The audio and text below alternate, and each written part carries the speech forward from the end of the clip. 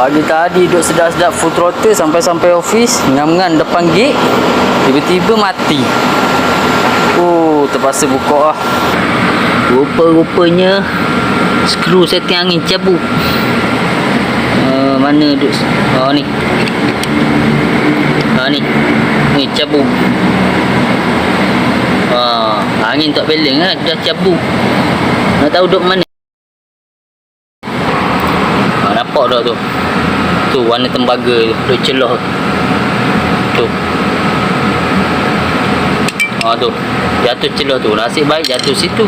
Kalau jatuh kat jalan raya ni, payah nak cari kedai tak ada jual. Allah mudah urusan.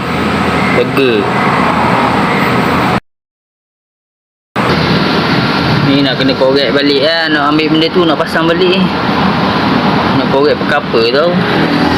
Barang tak ada, main kat tempat kerja. Kat rumah tak apa, banyak barang.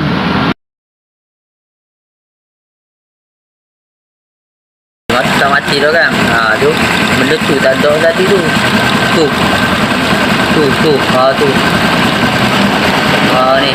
Yang ni tak ada tadi skru dalam ni. Tu yang dia mati tu. Skru ejah angin. Ni dah tak mati dah. Okey lah tu. Selamat duit.